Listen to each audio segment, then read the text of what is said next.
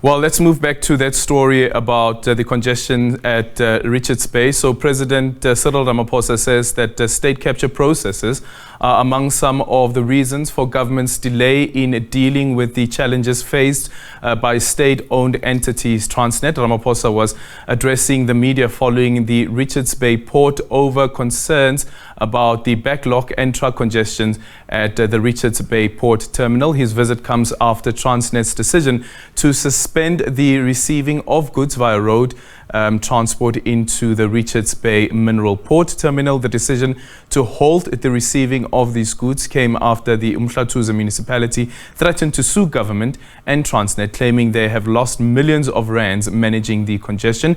To take this conversation further, we are now joined via Teams by the uMhlathuze Mayor Xolani Ngwezi.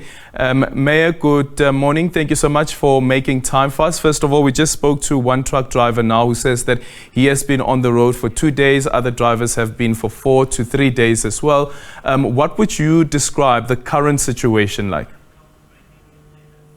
Thank you very much, my brother, and greetings to all the viewers of 404 newsroom. Look, the driver is actually correct when he says that there are difficulties in accessing the port.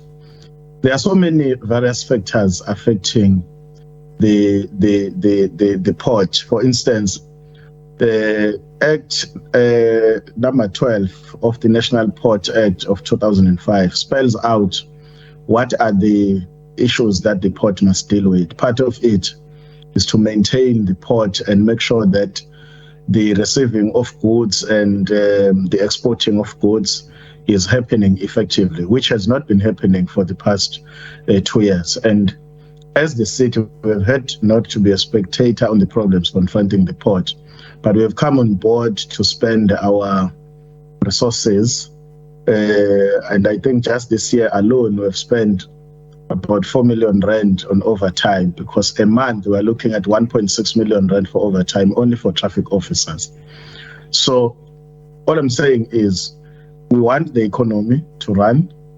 We want goods to be exported and to be imported via the port of Richards Bay here in the city of Mhlathuze. But also we want the port to play its part. We want the Ministry of State-owned enterprises to play his role. We want the Department of Transport in the province and nationally to play its role. Its role. There are so many issues happening here. Issues of environmental. The driver, for instance, who says has not accessed the port for the past 2 days. What happens to this driver if he's supposed to respond to the call of nature? Obviously, he responds to the call of nature there where the truck is. So we would say there are so many things affecting, or rather which are a negative impact around this issue. But all we've been doing, because we've done all we could do to assist the port, was to say that no, we must force all the stakeholders, that benefits, or rather that must play a role for the port to exist, to play their part. As the Constitution says, our part we have played, and we're not going to fold arms even going forward, even when the port says, no, we're resolving the problems now. So we want a permanent solution, because the port is going to be here on permanent basis, and also the city is going to be here on permanent basis. We want to assist so that we balance between the economy and also the lives of the people. Yeah. So no one between us and the port must die. We must all survive. We must create a win-win situation for our people and the city, and a win-win situation for the port to survive, so that the employment of people in the businesses which benefits around the existence of the port can continue to benefit. We will never play a situation whereby when we have a problem with your partner, we say to the partner, no, even if you can go. That's not the attitude we have as the city. We are saying we want a permanent solution. So I'm informed, for instance, that the president and the premier, together with the minister, held a meeting yesterday in the port. The unfortunate part is that we were never part of that meeting. The only meeting was a meeting which was held on Wednesday, not the yesterday's meeting. So we had a very short engagement with the minister, and we still commit in terms of the intergovernmental relations. We will want to engage, come up with a solution. It's not like we are litigating against the port or any other stakeholder because we really want to, but it's the last resort we have to force the port and other stakeholders to comply with the provisions of the Act, which I've just quoted, which is Act number 12 of 2005.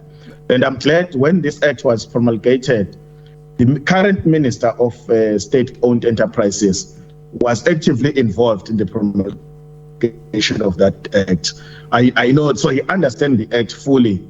And we're not really going to go back, not unless there is a concrete agreement, and even that concrete agreement would want it to be enforced. It must become an order of the court, so that should anything happen, then we are able to litigate or rather hold someone accountable. We have had so many meetings with the court, so many meetings, I can't tell you how many. And I can't always, see our people being frustrated by the traffic that has to come with the arrival of coal, or rather the exportation and importation of goods. I can't always, send condolences to the people who are dying on these roads. I'm not a kind of a leader like that. It has come to the point where I'm saying we want the solution now. Okay, Mayor, so when the meeting was held with the Public Enterprises Minister on Wednesday, what did he say? What was the commitment that was made?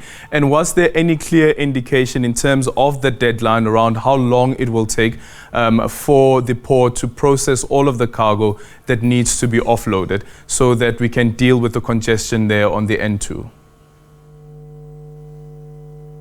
Myself, or rather the city and the Minister of State-Owned Enterprises, in the meeting which we held, were all in agreement that the port of Richards Bay was never designed to import and export goods via the road network.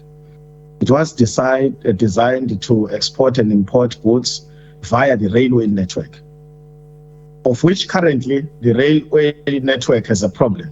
I can't, begin to count each problem, that is affecting our railway systems or networks. But also in the port, even if the railway was working, in the port, there are conveyor belts that got bent or damaged 30 months ago. They have not been fixed, So those things are outside the parameters of the city to fix. It is his department that must fix. Ours that we can do is to make sure that we manage the traffic flow in and around the city, because the law allows us to do so. But we can't go and maintain the infrastructure of the port. We can't do that. So we're in agreement that those issues they must fix. Unfortunately, there is no timelines.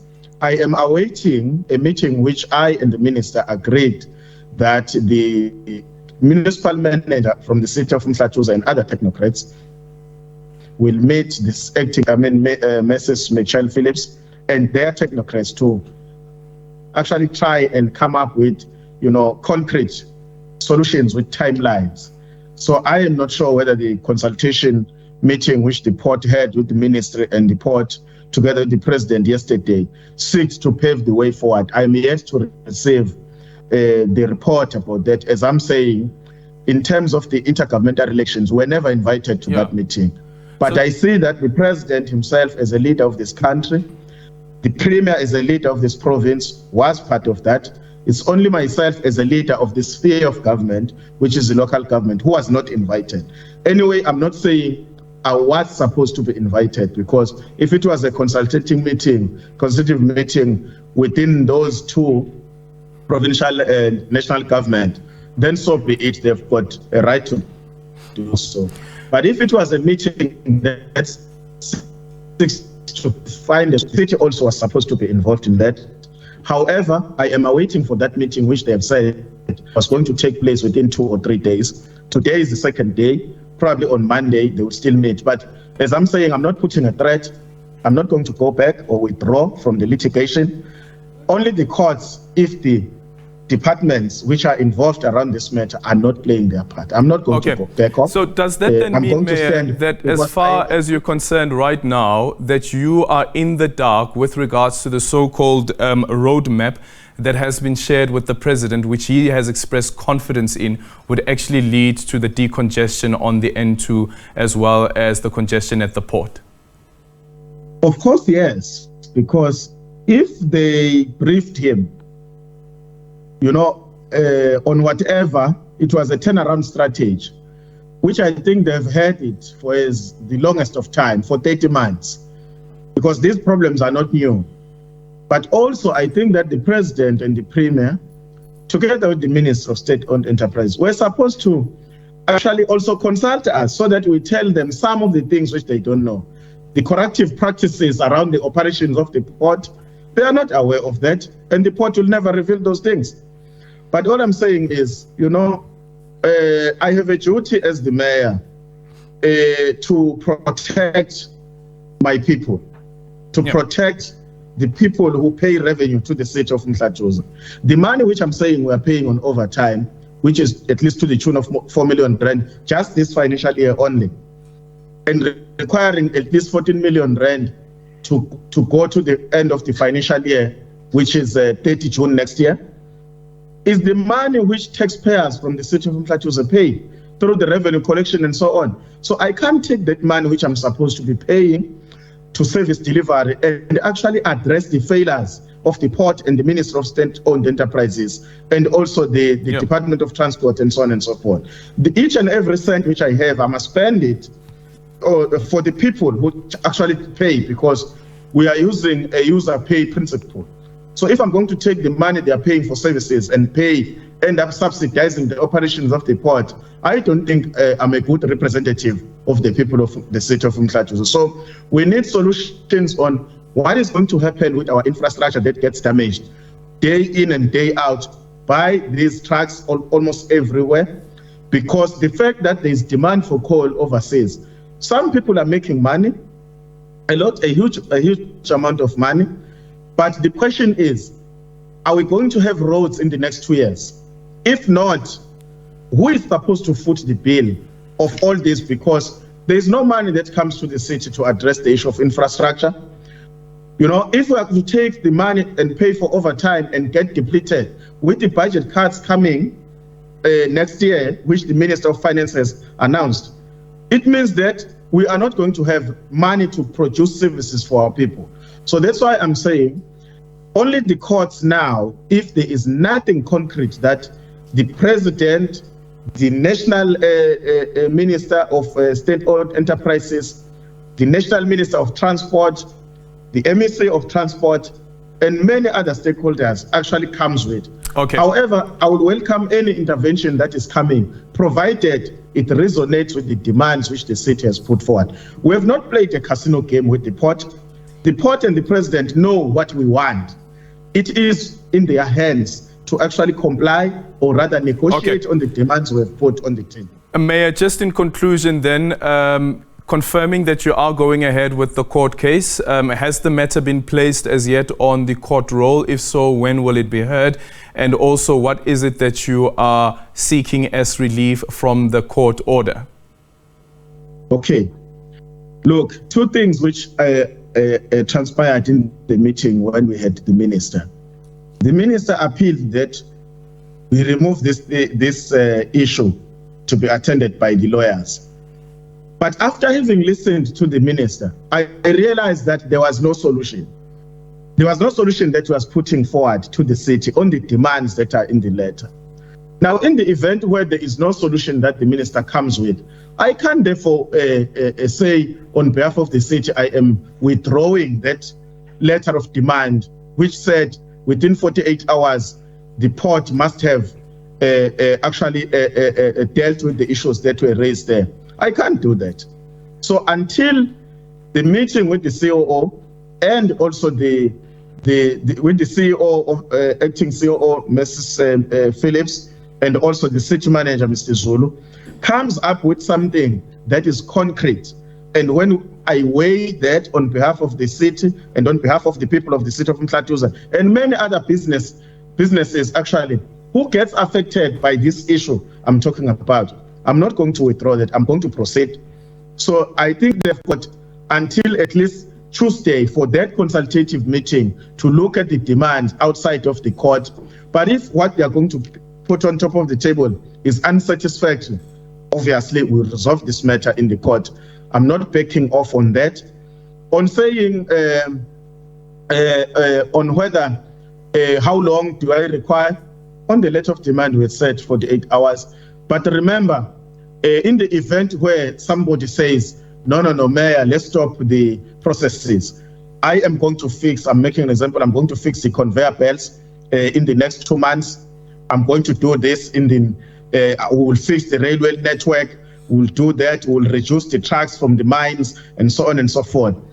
Obviously, we are human beings, we don't want to spend money also about litigations.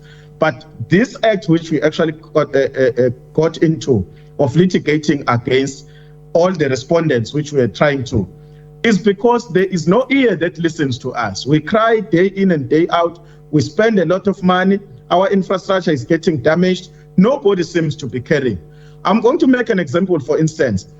I had to promise the issue that I'm going to litigate against the port for failure to keep the agreement of dredging in the beach. And after I had done that, they've started now doing the dredging. So it's not our attitude each time that if there are problems, we'll have to go to courts and all that. But courts are there to actually deal with the situations whereby a partner against a partner can't find a solution together. So that probably if there are courts or rather Chapter 9 institutions, then stakeholders may listen to each other and comply with the court. Yeah. Mayor, in conclusion, tomorrow we start to officially mark 16 days of activism against gender-based violence against women as well as children. And we understand that this morning that you visited the family of a slain female employee and nurse, we understand, who was gunned down by her husband. Can you tell us more about this particular incident that took place and also what your take is around issues relating to gender-based violence? Well, it's a very tragic incident that happened in our city against 2 of our employees, as you have correctly narrated. I would firstly want to send condolences to the Mhlathuze family and also the family where where Mrs. Mhlathuze was married to, the family of the perpetrator, because these were couples. Now, remember that when the IFP campaigned in 2021 local government elections, the issue of addressing gender-based violence was one of the 10-point plan of the IFP. And truly, the IFP is against gender-based violence, and also as the city, we comply with that. And we call on all the men and women and all the young people and, across the city to desist from activities of gender-based violence. They must learn to resolve issues around the table and also actually seek assistance where they've got problems, whether it's problems that relates from partner to partner or from men to men or women to women, other than that of gender-based violence. Our people are dying. I was with the mayor of uMhlathuze Municipality there, who shared with me when we met the family that just this year alone, he has actually went to bury at least 4. This is the 5th one because Ms. Mhlathuze comes from under uMhlathuze local municipality. So we are local municipalities closer to each other, but she was working for us as the city. So you can see that the scourge of gender-based violence is actually on an increase day in and day out. And, actually speaking around this matter without probably making sure that we strengthen the capacity of the law enforcement agencies and also the Chapter 9 institutions to address this issue is actually, a wasting of time. So we call on all the stakeholders who actually cares about our communities and about our people to make sure that we work together to fight the scourge of gender-based violence. As the city, for instance, 5 days ago, we have approved in the Guaranteed Aid a partnership with an NGO that seeks to assist us in the fight against gender-based violence to the tune of 1.5 million rand in 3 years. So We hope those interventions will actually yield fruits in reducing the scourge of gender-based violence in the city. Thank you so much for your time. That is the uMhlathuze Mayor, Xolani Ngwezi, that is on an incident that has occurred, as you've just heard, where a nurse was gunned down by her husband. But also another story is, of course, the congestion on the N2 and the purported intervention from Transnet to try and decongest the N2 and deal with its backlog.